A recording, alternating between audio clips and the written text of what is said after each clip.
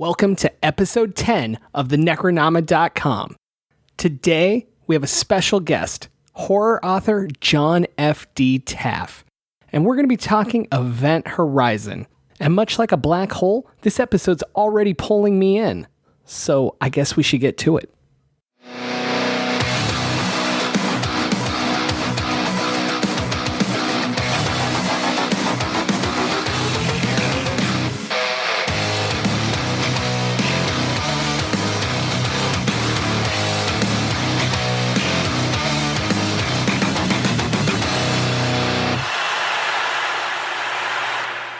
I am James Sabata, horror author, screenwriter, host of this podcast, and huge fan of purple sodas that have hands in them. And I'm Don Guillory, historian, author, co-host of this show. And I'm going to have a little bit of fun with this episode. So joining us today is author John F.D. Taff. John, would you like to tell us a little bit about yourself? And obviously, I want you to talk about the fearing and whatever else you want to talk about. Well, first, both of you, James and Don, thanks for having me on. I appreciate it. I've been doing this now for close to 30 years. I've got 7 novels, 3 or 4 collections, and well over 100 short stories published at this point. What I got going on right now is a serialized apocalyptic book called The Fearing, which is, I have jokingly referred to it as my master's thesis in horror. I've been working on it for about 5 years, and it was a big doorstop of a book, and my publisher said, what would you think about splitting it up into 4 parts and releasing it serially? And at first I was a little, I don't know how I felt originally, a little suspicious, but I think it's worked out pretty well. The 3rd one just came out this week, and the final book of the 4, which is called Earth and Ember, will be out on November the 11th, I believe, to wrap it all up. So, so it's been a busy year, but a good year. Fantastic. As you know, I've read the 3 that are out. I'm a huge fan, and I absolutely love where it's going. I don't want to say too much about the book because I don't know. I don't know a way to talk about it without ruining things for people. Right. So, but suffice it to say, I absolutely love it. I really didn't know how I would feel about a serialized book because I'm impatient. I don't even like waiting till next week for an episode. So I will wait till the season ends so I can binge it all in a day or 2 because I don't like waiting for things.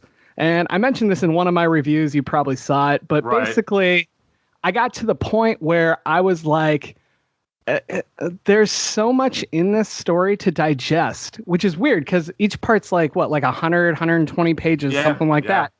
And it's still so heavy and so much to digest that it's actually been good having the extra time to really consider everything and really let it sink in. And it's also amplified the pain from one death in particular. I won't get into that, but that waiting just really messed with me, and so I'm loving it.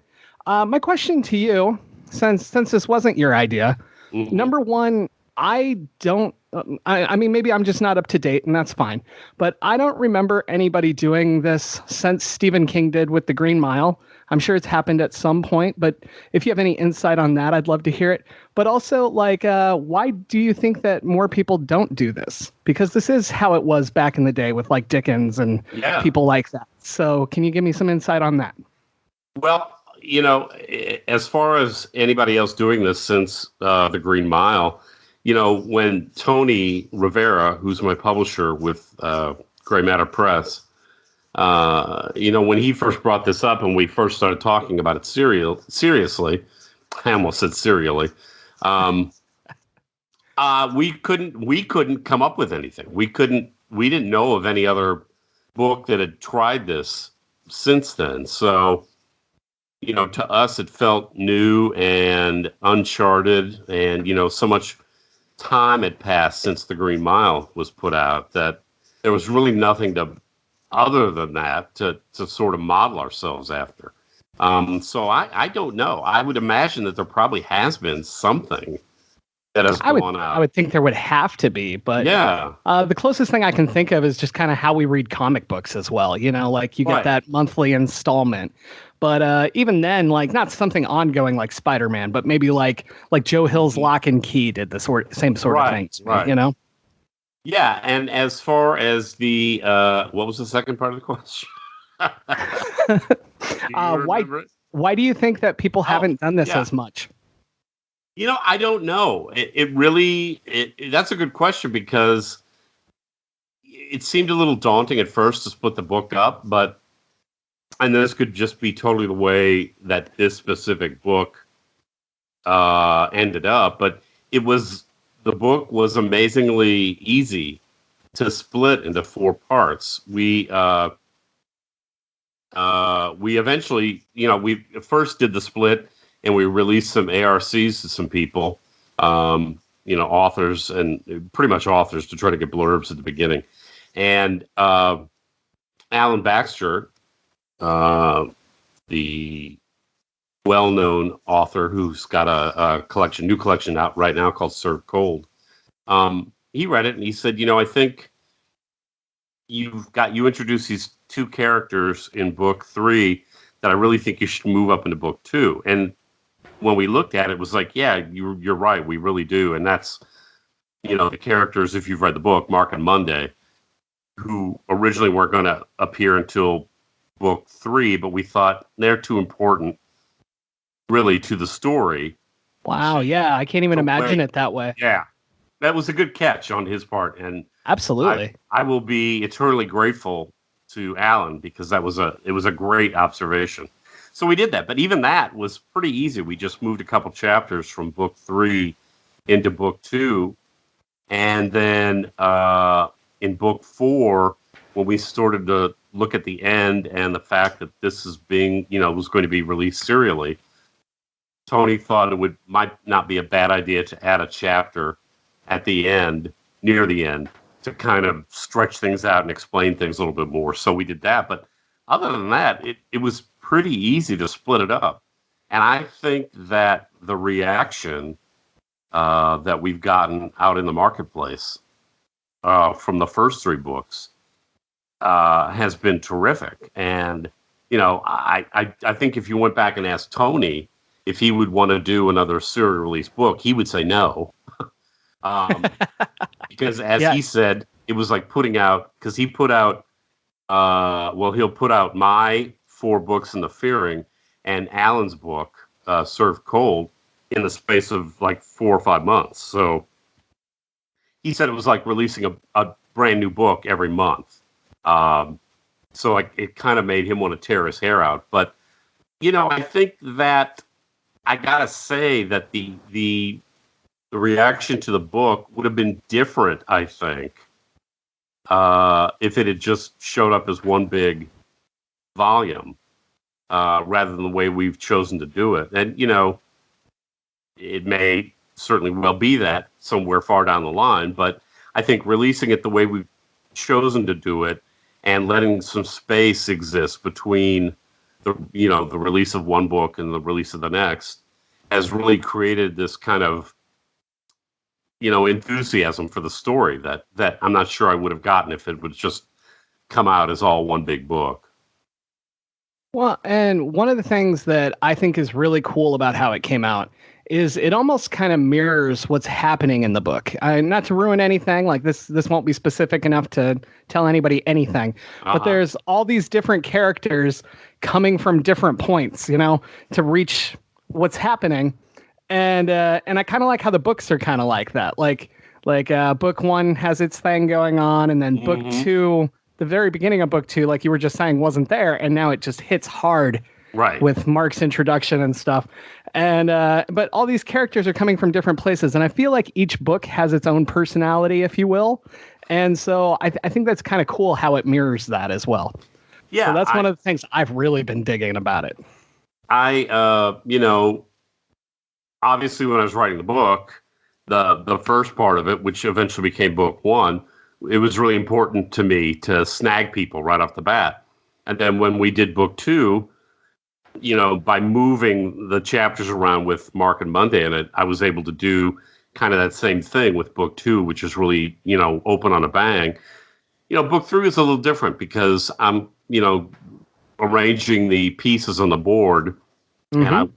and I want to start to give people a better idea of what's going on. So book three is sort of the calm before the storm. It's a little bit more of a, getting everybody together, getting the explanations going, throwing in possibly another curveball in, and then, hold on for book four, which, I know some people have been saying, I don't understand how you're going to wrap this up in 90 pages. Well, I'm not. It's book four is over 200 pages. So awesome.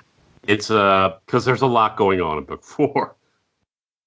Since we're here to talk about Event Horizon, did Event Horizon play any role into how you wrote this book? Does that question make sense to you? Yeah, it does. Overtly, no. When I had the idea to do this book, the idea for this book goes back probably 8 or 9 years. I thought about it for a long time before I started writing it. And really, the initial idea that I got way, way away from was I wanted to look at doing a story that started with the end and moved back toward the beginning.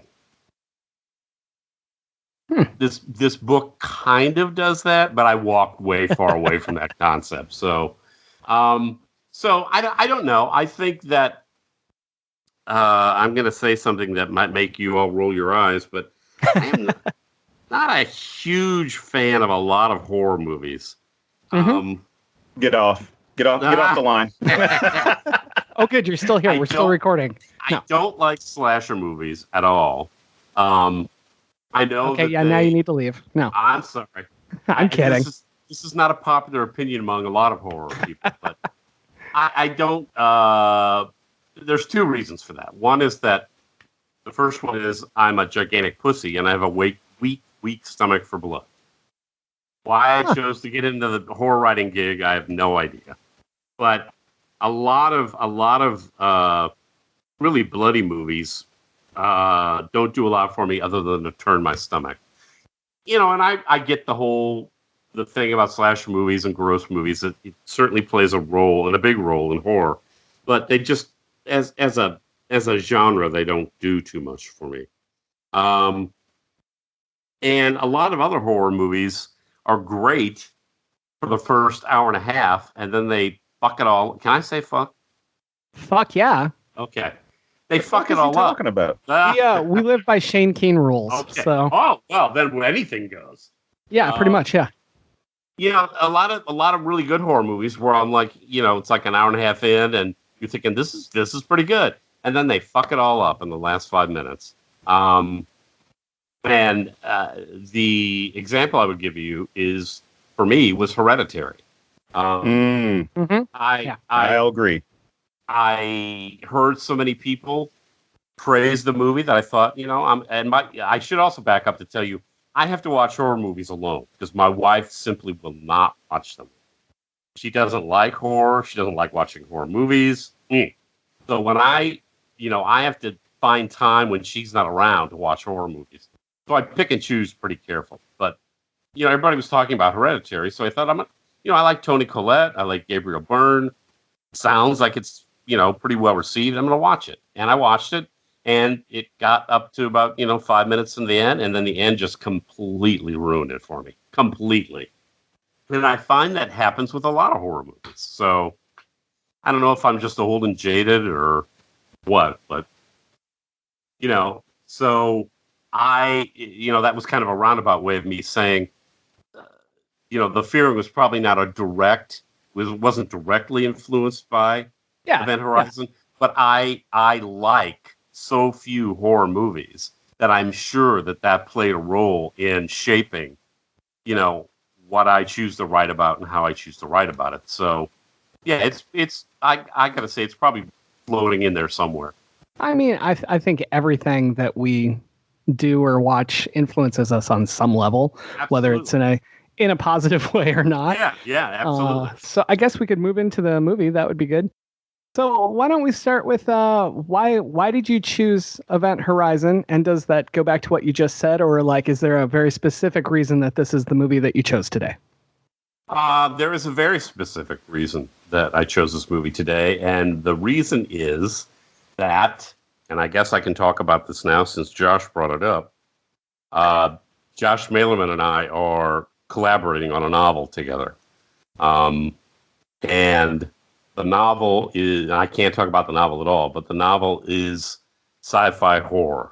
And the reason that we decided to go in that direction is that there simply aren't very many, there aren't many sci-fi horror properties to begin with. And the number of those that are any good are pretty small. And I can think of, the two that I can think of, obviously, that are right off the bat are Alien and this movie, for me at least. Yes.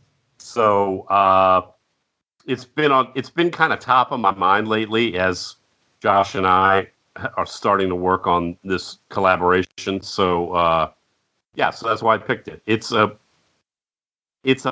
movie that doesn't work for me at every level, but it's pretty close. So I don't know about Don, but I had never seen the whole movie before. I watched it today all the way through for the first time. I had seen some scenes. I had definitely seen the Jason Isaac death scene. Right. Because on Twitter a while back, he was talking about how he wanted to keep the recreation of him and they wouldn't let him because they told him that they spent too much money on it. And he was like, well, what the fuck are you going to do with it? You know, like, and then he had put on Twitter, but my wife was like, what are you going to do? Hang it over the dining room table? And all I could think was that would be fucking amazing. Wouldn't it? That'd be awesome. Yeah, especially at dinner parties and don't mention it at all. Just turn on the light. Oh, what would be even better? Like do it when Jason's out of town, you know? But yeah. So Don, what about you? Had you seen it before? No, like I saw bits and pieces of it years ago, but I never saw the whole thing because it was one of those things where it was a movie that came out when I was in college, but it was during that I'm broke as hell part of college, so it wasn't going to involve me going to the movies that much. School? No. That's broker then hell. Broke as hell is just regular college. Broker than hell is grad school.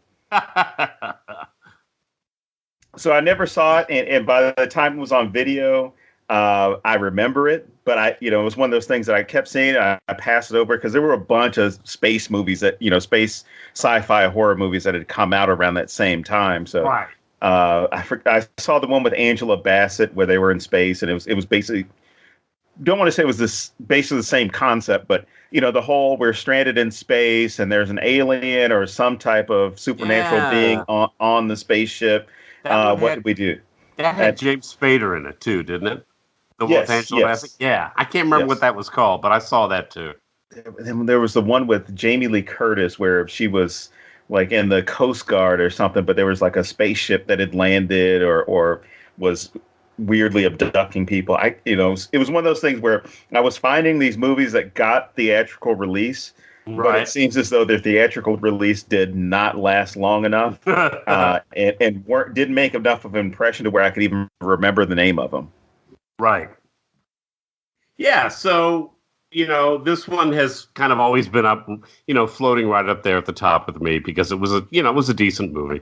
Here's the thing about this movie, which, I kind of appreciate not seeing it at the time to where I could look back on it in a different way. So I don't have this nostalgia look on the film. But I could have watched this film as if it came out yesterday as far as how well the CGI was, how well the story was, but it still had some of those kind of goofy cliches within the film, which is the scientist that's warning you about all the stuff you should be looking out for, and no one is picking up on it except for one person, and it happens to be Lawrence Fishburne. He's kind of like, Yeah, there were two ships that blew up. Why are we going out here? And it's not like he's a secondary character. He's the main one of the main characters in the film, and he's the captain of the ship. And he's still like, shit, I got to do my job. God damn it. All right, everybody into your pods. Let's go. Well, since you mentioned the black thing, I have to go there. So when I was rewatching it, I instantly wrote Dawn, and I was like, oh my God, man, they found out what happened to the other ship. And instantly, the black guy's like, we got to get the fuck out of here. And all the white people are like, no, we have to stay for all these really dumb reasons. Right, exactly. And I was like, see, it is a horror film. Right. Well, yeah, that's like that whole horror thing about, let's go kill the vampire. Well, it's about 9:45 now. The sun's going down. Well, it's the perfect time to go kill the vampire. Yeah. But yeah, there's a bunch of things like that in this movie. One of the ones that I'm always that has always amused me about this is you don't get the same kind of creepy demonic atmosphere unless, of course, you can drop a captain into the ship who speaks Latin. Right. Fluently, too. Not just and then corrects himself later. Right. He corrects himself. It's like, I think I made a mistake. Right. I picked up something else on the recording. Okay. I'm not even talking about Jason Isaacs' character. I'm talking about the captain of the ship originally who spoke Latin. And then, of course, you compound that by having the Jason Isaacs character who also speaks fluent Latin. We just happen to have somebody that speaks the right language perfectly. Right. But, you can't get that good oldie-timey hell feeling unless you got some Latin in there. That kind of gets into that cliche thing as far as, if it's a demon, if it's a demon, it has to be speaking some type of Semitic language, whether it's Aramaic, a dead language, or any dead language for that matter, like Latin or ancient Greek, which it gets into kind of those questions, or at least those concerns that we have when we watch these films of whatever's demonic out there has to be foreign to us. It's not as though the demon happens to open up and start speaking fluent in this case 21st century English to everyone on the ship. Right. Yeah, but you got to go ahead and choose Latin because I think it gives that whole overlay of that slightly Catholic version of hell and that always amused me about the movie. Well, and I mean, to go on the Catholic thing, having been raised Catholic and forced to go to Catholic grade school and high school, which are all the reasons that I'm not Catholic now. This movie also just exudes Catholic guilt the entire time. Yeah. Like everybody has this past thing that's like destroying them from the inside that they're still holding on to, and it's a very Catholic-y thing. So that's interesting. Again, you wouldn't have had the same kind of play that I guess the entity that has possessed the ship would be able to do unless each of your characters was tortured by something in their past that has to bleed into the present. That would be kind of a fun skit to make fun of, just like some guy with no past who's just like still happy on the ship. That would be. That sounds like a good. His SNL big regret is that he had a triple cheeseburger instead of a double, and his stomach hurt for a day. I call those days Wednesdays. I mean, even the shape of the ship. I mean, there's so much stuff. So many like little. Jason Isaacs' character basically gets crucified. Yeah. Right. Exactly. There's so many nods to like Dante's Inferno and all these other, literal hell and everything else. So, I mean, I don't think that's stretching it at all to say that the Catholic thing is definitely intentional. So, well, no. And Jason Isaacs being, flayed alive over the table. He's kind of in a cruciform shape. The window that the movie starts off with is a cruciform shape. The ship itself is kind of a cruciform shape. Yep. So it's all over in there. In fact, I'm sure if we went back through and watched the movie and looked for everything, there'd probably be a whole lot more than that. There's probably a whole website devoted to it. I'm surprised Lawrence Fishburne's character wasn't called, Lazarus Miller, Captain Lazarus Miller. Because when Jack Noseworthy's character is caught in the airlock, and the demon takes over him, and he opens up the airlock, and he wakes up, and he's like, "Oh my God, what is happening?" Right. He rushes all the way up there to save him, then tells him like, "Oh, curl up in a ball and let out all the breath out of you." He shoots out of the ship. Lawrence Fishburne catches him, brings him back into the ship, and then he kind of comes back to his being at that moment. Right, exactly. And he looked pretty rough at the end of that. Yeah. And I like how the past, like the thing that haunts Lawrence Fishburne's character is the driving force in those actions. And I like how it doesn't feel overly forced. It's just there, but it's that he wasn't able to save somebody in the past, and now he's always going out of his way to save people right until the very end. So right. Exactly. Well, yeah, and even his last action is about saving people. Absolutely. The end of the movie, and I just watched it yesterday again for the first time in a number of years, but the end of the movie is so much like the very beginning of Aliens. I mean, it almost looks like the same set. Wow, I hadn't even considered that, but you're right. Yeah. With the guys coming in, the rescue people coming in through the airlock, and waking up the survivors. It was very reminiscent of Aliens. So I was also reading that, of course, this is courtesy of Wikipedia, so who knows how true it is, but that they rushed this film to get it done. And one of the things that they made the director do was cut some of evidently the film originally cut was really gory, was really, really gory. To the point where they were saying that people in the test audiences were fainting. I don't know if that's just hyperbole or not, but yeah, they cut some of the more gory passages out of it. And I'm just wondering if that was a mistake. I almost think that might have been a mistake. I mean, I feel like it is, because especially when you're shooting for what hell is, or a version of hell, like you got to go overboard. Otherwise, it's just a word, like they say, you got to really, really drill it into people. And I think to really convince people that it's hell, you have to go above and beyond what we normally see in other films. Or else it's just like a bad dream, it's just a nightmare, right. or just a bad thought about something that would happen. Because with Sam Neill's character, that it's the idea that his wife died, or I mean, you get that understanding early on that she's dead, but you just don't know how. And then from him having to watch her kill herself, you get that idea of all the guilt that he's probably dealing with from all this time, and possibly going back to the ship as a way to actually see her. Because now he has this idea of, the machine works a certain way. You can fold time. You can bend reality. I can be back with her. And maybe for him, and this is kind of a shot out there, maybe for him, his hell is living without her. So whatever's out there within the event horizon is going to be better for him, because at least he can be with her in some way. Because she keeps saying, let's be together forever. And he's just, distraught anytime he thinks about her, or there's an image of her.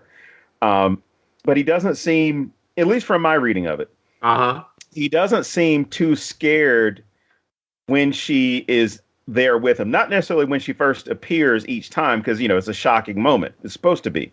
Right. But he kind of seems comfortable when she's there. Even if she is a little bit grotesque, or just comes out of nowhere and shocks him, he kind of quickly adjusts to it.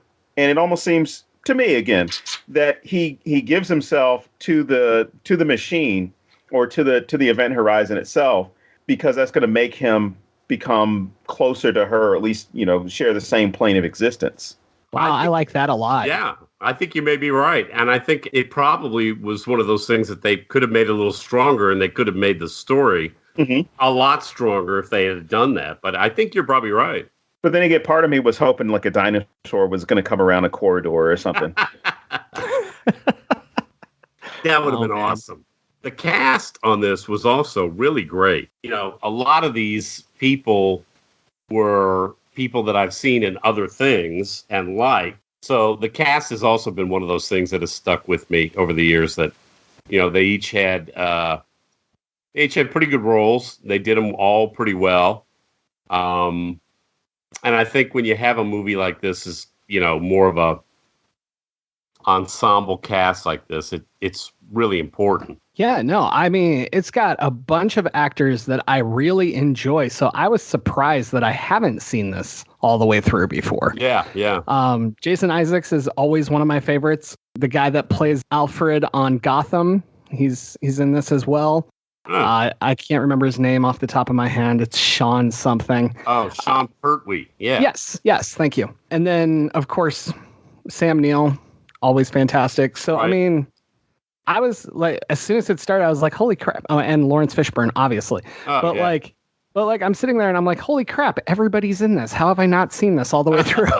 It's because I think only probably about 2 or 3 people at the time were somewhat well known. Mm-hmm. Because you had, of course, Sam Neill, Lawrence Fishburne, Kathleen Quinlan. I mean, she had been in things. Yeah. And even looking at the Stark. Yeah. I recognized her from other movies, and the one thing I kept trying to play around with timelines. I'm like, oh, it's Morpheus. I'm like, no, he's not Morpheus yet. I'm like, oh, it's the woman from The Patriot. I'm like, oh, The Patriot didn't come out yet. And I just kept looking at all these things. Like, she's been in some other stuff. What is it? And it's interesting to if they were to make this movie now, because reboots are not in short supply, right? But who could they possibly put in this film to where it's, up and coming people as well as people are, somewhat well established? Who would work in this film? That's a good question. I don't know who you get to replace a Lawrence Fishburne. I mean, who do you get that has that same? And I'm almost surprised that he hasn't been in more. Okay, he was Morpheus in the Matrix stuff, but he's a great space movie ship captain. Absolutely. Mm-hmm. He would have been great in a Star Trek series. I mean, I'd pay to see that. I'd pay to see that now. Shit, I'd pay for like a guest appearance on Picard. That works. Yeah. But yeah, that's a good question. I don't know.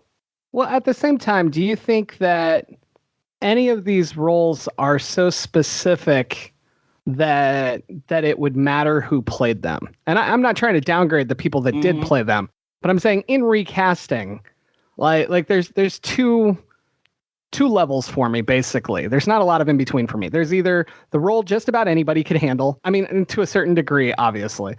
But and then there's also like next week we're talking Zombieland, and Tallahassee to me is one of those characters that I can't picture anyone else in that role. Yeah. So those are my 2 levels, basically. So my question is, do you guys think there's any characters in this where it's that locked down that we can't think of anybody because like no one else can do it the same way? Or do you think it's so generalized that it could be a lot of people? I think the secondary characters could be anybody.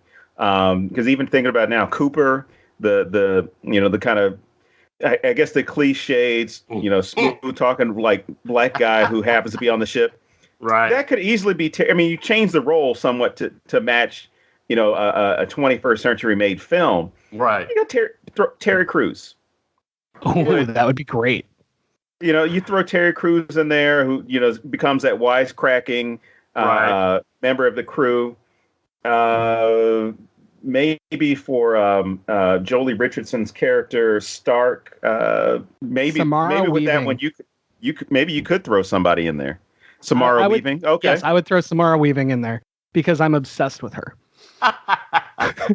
No, but I do think that she's going to be such a force in horror. I mean, she already is, but like she's going to get to that level, and I think that she would bring a lot to that role. That'd be kind of cool.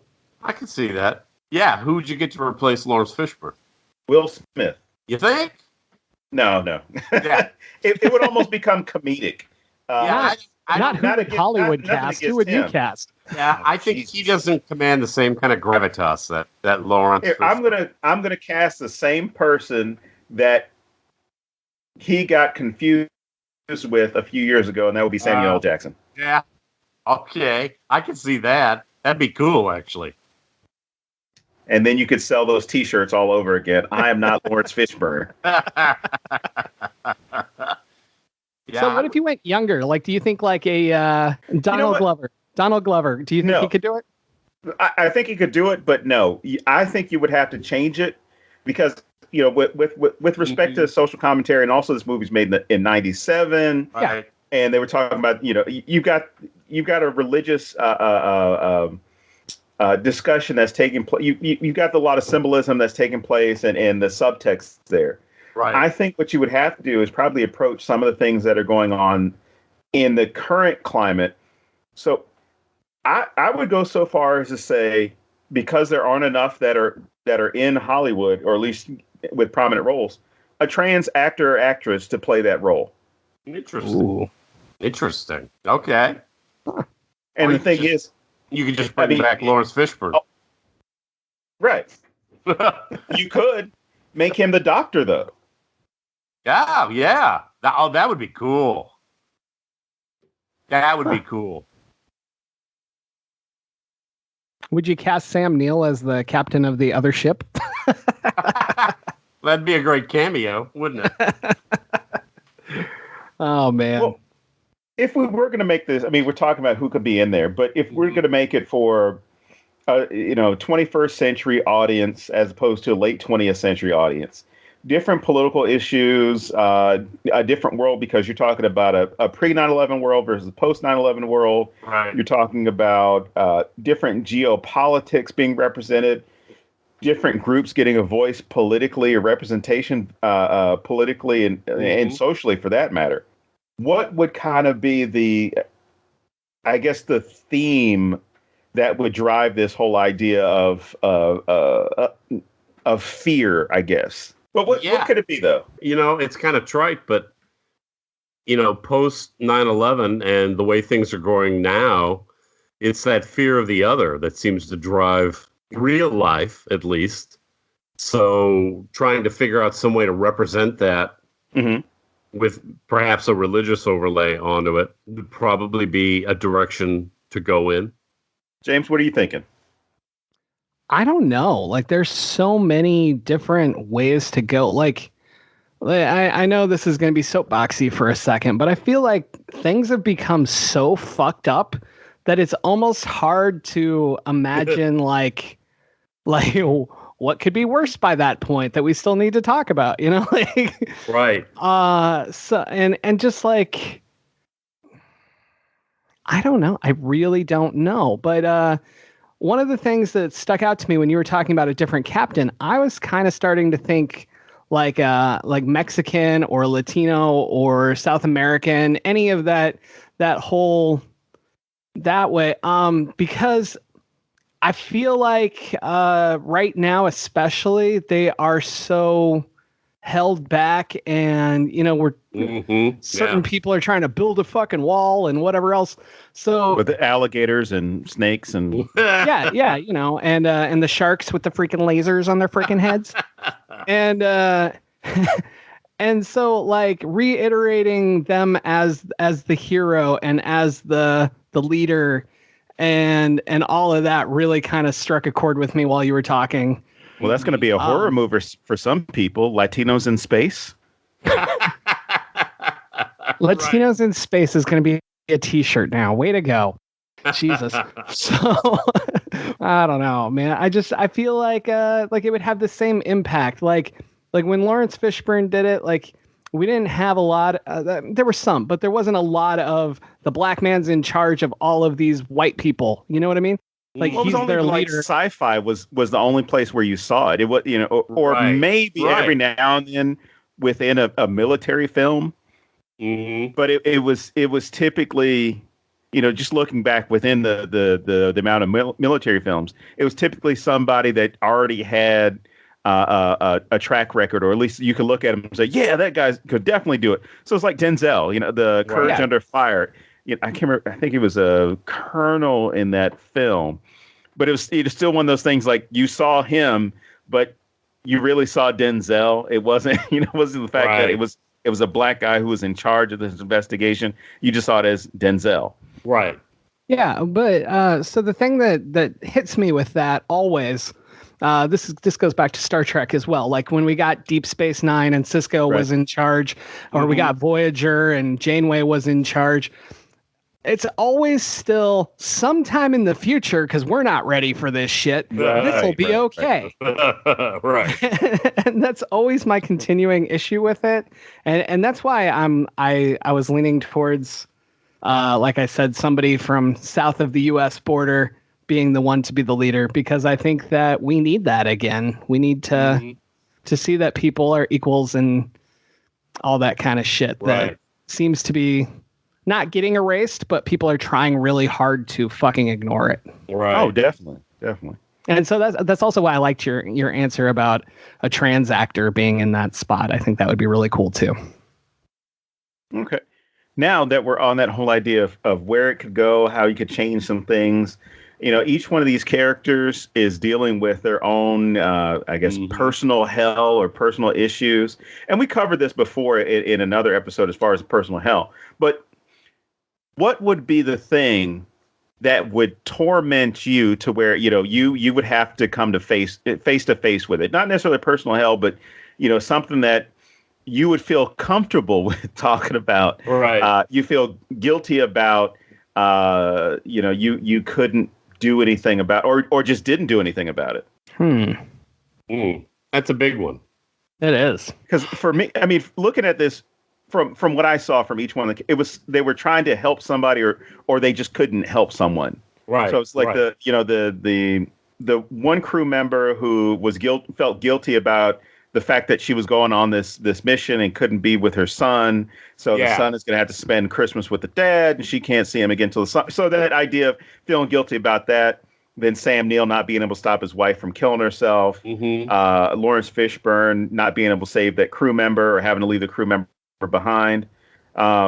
Nothing as far as on that level, but what are would be something that you just feel like would torment you to the point where it would really bother you, or it just might even scare you? I guess mine really comes from the fact that I live in Arizona and my 3 sons live hundreds of miles away from me in an Arctic wonderland known as North Dakota. It pains me every single day, and it feels horrible to always be separated from them, always know that I'm not there for things, or to feel like they probably feel like they can't count on me. I really think that affects me so deeply that is what this entity would go for instantly. It would be the easiest thing to use against me, and there's no way that's not what mine would be. Okay.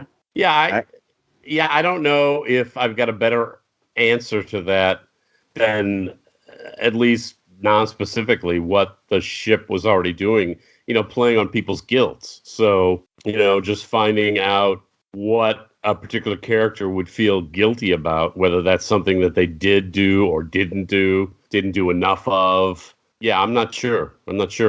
So you're saying that the ship is Catholic. Got it. Oh, I think the ship is, definitely Catholic. Definitely Catholic. And there should have been some wafers and some wine. Hey, people were eating other people's flesh. All right, so so what's yours, Don? Ooh, I got a couple. I mean, as I asked that question, I thought about one incident where I kind of beat myself up over, because you know me well enough to where if I get a little bit perturbed about something, I have to compose myself and think about, my role, as far as what type of position I have, as far with respect to employment or school, things like, as far as where it could go if it goes south. Right. And, there are a lot of times where I sit there, I'm like, son of a bitch, I can't do anything because of, if I say the wrong thing, someone is going to take it out of context, and it'll be, on YouTube, and it'll be, oh, this guy says this, but there's this one incident where I was at Costco, and there was a young trans woman who was there with her partner, and I noticed she was there, and it was kind of like, okay, cool, awesome. And part of me wanted to go up to her and her partner. I'm not sure if they were married or just dating, Right. and just kind of do the whole, hey, keep your head up, keep your chin up, don't let anybody bother you. And I saw them a couple of times to the store because I could sense that people were looking at her. Sure. And then when they were checking out, there was this asshole in front of me in the line at Costco, and he was just like, he was making all these, kind of bro type comments where he was laughing about it, making comments, but I couldn't make out what he was making, but I knew he was making a comment about her. And she was like 2 or 3 lanes over checking out. And part of me wanted to say, what the fuck is your problem? That has nothing to do with you.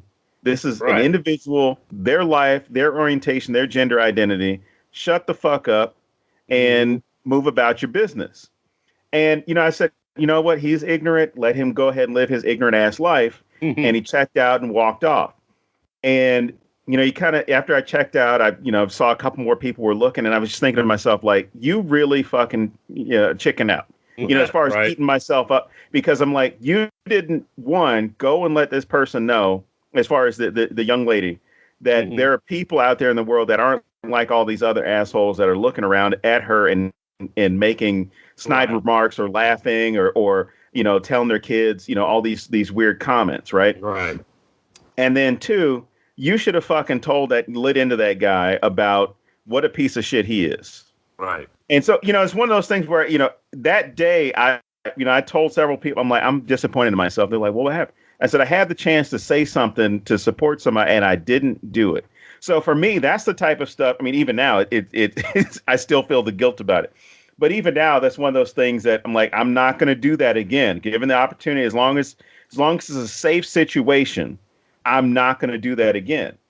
So, I've gone so far as I told James this several times. I live in Mississippi right now, so I'm at the University of Mississippi in Oxford, and I've told people here, I'm like, I'm here to piss people off. Like, if you have a problem with accepting people for, racially, with respect to sexual orientation, gender identity, any of that stuff, like, we can't get along. Yeah, it's not going to happen. So, I actually, and it's just been little stuff that I've noticed around here. I bought a shirt, rainbow, said ally on it. And I noticed the way that people received me when they saw the shirt. And it was kind of oh no, but I'm not the kind of person that people will typically go up to and say, like, you should take that fucking shirt off. Stop supporting those, those whatevers. Right. I've never been the guy that somebody's gone up and said that to. And so when we went to a couple of places, there was a young man who works at one of the stores here, and he saw the shirt and he's like, I love your shirt. He said, and it was kind of one of those winks and nods, like, thanks for wearing it. But he's like, man, I love that shirt. And, I told him, I was like, I wear it for a reason. I said, I wear it to show my support for different communities that don't necessarily I belong to. But somebody else may belong to it and needs to know that somebody is out there that supports them. And I went to another event that afternoon, still had the shirt on, and every now and then I forget that I wear certain things. And this young lady, it's still one of those things. People are kind of looking, and he's even asking those questions like, why would you be wearing that shirt? With the looks that they give. And this one young lady comes up. She's like, oh, my gosh, I love your shirt. And I told her, I looked down and said, oh, shit. Oh, yeah, thanks. and I looked up and I said, man, you wouldn't believe the looks I've gotten today.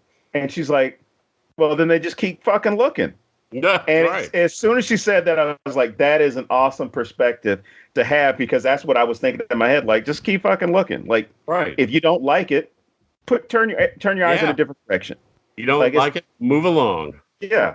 And I didn't realize this until, I guess, this past couple of weeks, because even as I moved out here, I was made aware of like the different types of, discriminatory laws. You can call them, religious liberty laws or whatever. They're discriminatory laws. Right. That you can be fired for being gay in the state of, and it's not just the state of Mississippi, but you can be fired for being gay. Right. And I have a friend here in one of my classes who. How do they prove that? Like, do they like hook up with you and take video? Like, what the fuck? And that was kind of what I kind of question as well. How are you going to know? And do you look for confirmation? but really what it comes down to is just the hint of it. Right. Just the hint of it that we might think that you are. We have pictures of you at a pride parade, or somebody goes on your Facebook profile and sees that you have a same-sex partner.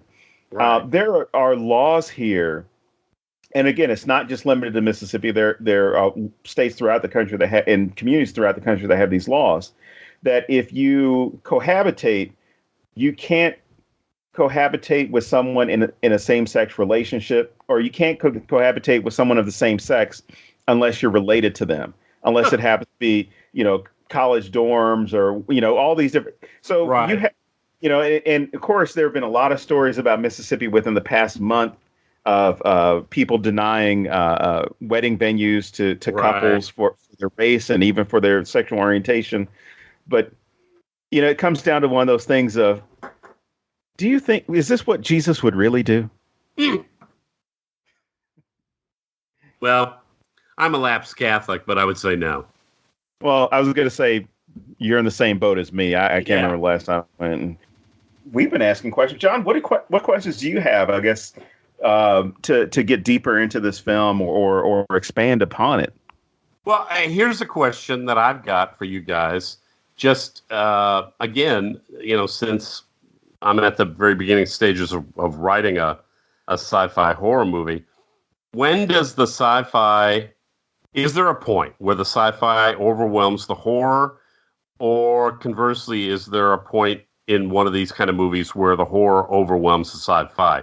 What's the happy marriage of those two?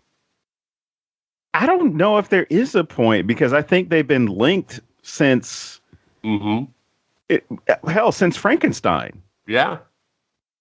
I think the only way one can overcome the other one if it's specifically a sci-fi movie and there happen to be a couple of scary things. But even then, it's in the same. They happen to share both genres, or the film is shared by both genres, just by by having any bit of either one of them in them. Yeah. I mean, I would say the example I would go to would be Doctor Who. I don't know if you guys watch Doctor Who, but Doctor Who is very much sci-fi. It's got a lot of horror with no gore or very little gore, but you almost never see blood. I can't think of a time that you see blood, but there's probably some, and somebody will call me on it. Anyway, but there's episodes where there's a much stronger horror pull, and there's episodes that are very, very sci-fi. But for the most part, Doctor Who walks this line of having both at the same time.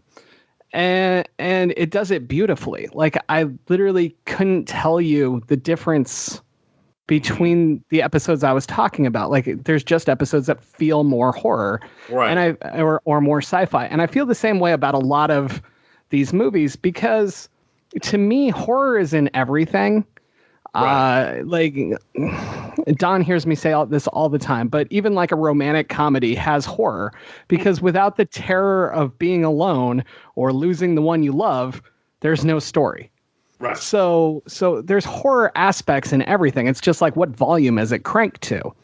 And I think that sci-fi uses horror as a soundtrack in many ways. It always has these notes of horror happening, because so much sci-fi is, we don't know what the fuck is out there. Right. And so that's inherently horror. And then, like I said, it's just, how far do you turn it up?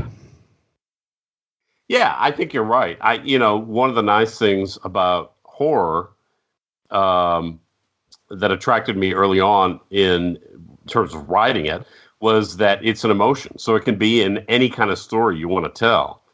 And you're right. I guess most stories have some sort of conflict that could be interpreted as horror. It's a question of how high do you dial that up. But I guess what I was trying to get at is if there's anything specific to the science fiction genre or the tropes in science fiction that might undercut a horror story. Or vice versa. I can't think of anything offhand. But, I wanted to flash that by you, too, to see if you could think of anything. No, I would say the same. I can't think of anything that would, as far as in the tropes or anything that would be specifically horror that would, I guess, push the needle a bit further on one side. And I think it would really just come down to who the viewer is. If you're watching the film and what stands out to you is the sci-fi stuff, it's a sci-fi movie. Right. Because James and I talk about these movies or this genre all the time. There are a lot of horror movies where I'm like, no, this is a fucking comedy. This is not horror. Right. Or that there happens to be a comedy. I'm like, this is just dreadful. Like, right. I mean, there's some funny stuff in it. Like Nightmare on Elm Street for me, that's comedy. Mm-hmm. It's just a gory comedy to me. Same thing with Child's Play. Once they get to number 3 and above, then it's just comedy to me.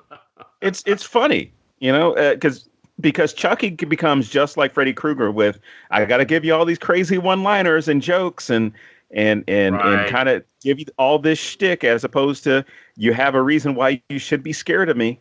Right. Do you think it has anything to do with death? Like if you look at Star Trek Next Generation, since we keep coming back to Star Trek, there's a couple deaths here and there, like Tasha Yar, for instance, spoiler. And I call that, like the, oh, well. Yeah.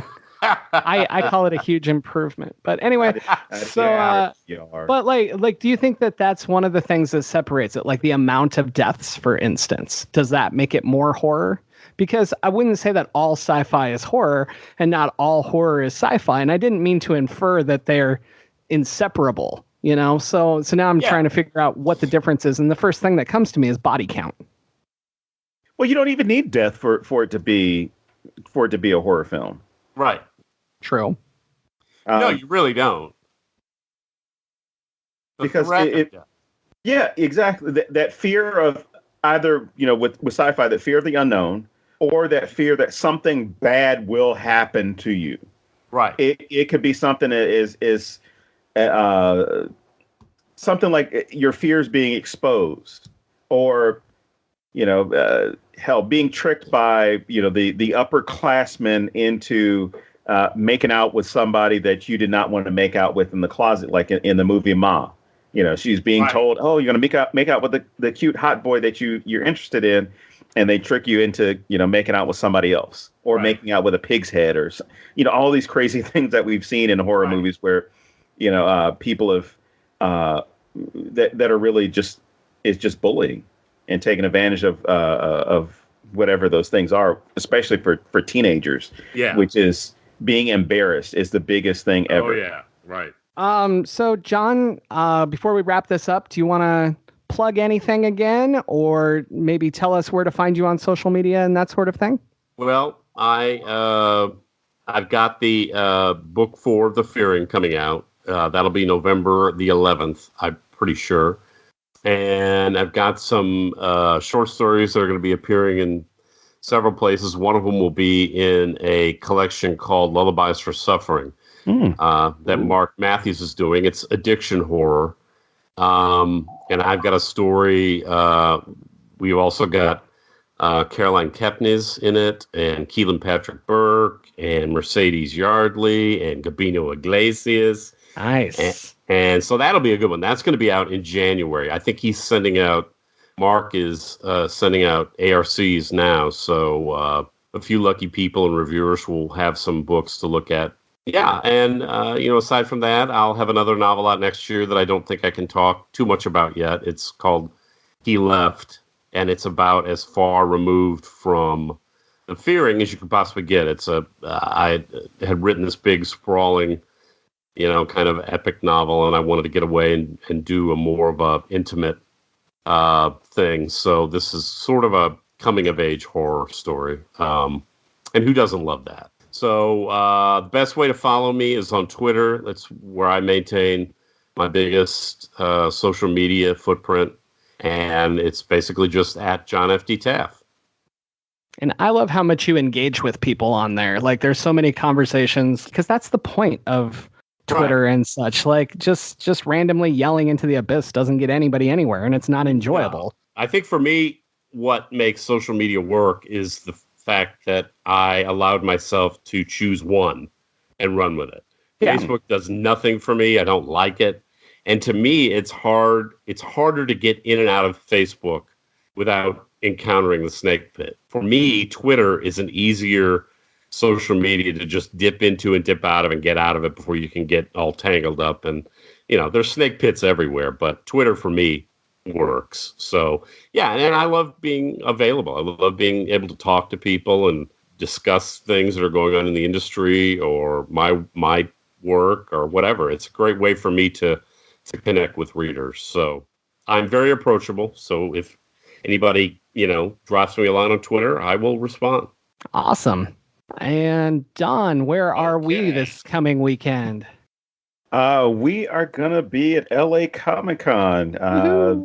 Got a couple of panels that we're going to be doing. And then, of course, I'm excited just to see members of The Office. Never heard of it. I know you don't care, but I'll be there wearing my Scott's Tots t-shirt and asking, hey, Mr. Scott, what you going to do? What you going to do to make our dreams come true? And then start crying. That might work. Who knows? But yeah, so we have a panel on Saturday called Making Light of the Dark, Humor in Horror. And we have one on Sunday, the 13th, which is Terrors of the 2020s, where horror is heading in the next decade. Sounds great. Wish I was there. We'll get you out here one day, buddy. Yeah, we'll all be at the same spot once. I'm going to make you come to Phoenix Fan Fusion. Hey, that'd be cool. All right. So, John, I want to say thank you for coming and being on the show. But also, I want to thank you because I don't think I would have watched this if you hadn't suggested it. I didn't have anything against it. It just wasn't on my radar at all. Right. And I really enjoyed it. I enjoyed the little bits of overacting and the gore. I definitely think they should have gone for more. And if they remake the movie, at least we're all used to gore now, so it could be fucking crazy and awesome. Step it up. But I also want to tell you, I love your short story, Purple Soda Hand. Do you want to plug that book really fast? Because every story in that book is awesome. That would be Little Black Spots. That's my last collection that was published about a year ago. And it's done really well for me. There's 16 stories in the book. One of them was Purple Soda Ham, which I wrote for Josh Mailerman. One of them is called A Winter's Tale, and that was a finalist for the Stoker Award this year. And I just like 2 weeks ago saw that 4 of the stories from the book made it to Ellen Datlow's recommended reading list for her latest Best Horror of the Year. Wow, that is cool. That is the little book that keeps on giving. So it's a great book. So well, thank you. I appreciate that. And if you guys haven't checked out The Fearing, get on it. And even if you buy all 4 books at once in November, I suggest taking a little time between them because I swear it makes a difference. It does. My final question about that book, do you think if it was collected as one, you would leave the chapters in the order that they are now? Or is there a part of you that would want to put them back the way they were? No, I really do. I think we'd probably leave them. Because cool. I do think it works better the way it is. Nice. Alan was right. Alan, you were right. I'll make sure to tweet him so that he can have this sound bite and just keep playing that over and over again. Absolutely. All right. So next week we will be back on the Necronama.com looking at Zombieland, which is probably my all-time favorite zombie movie because I'm weird like that. And it'll be time to nut up or shut up. So, as always, I am James Sabata. And I'm Don Guillory. And we want to thank John F.D. Taft for being here with us. We will see you next week.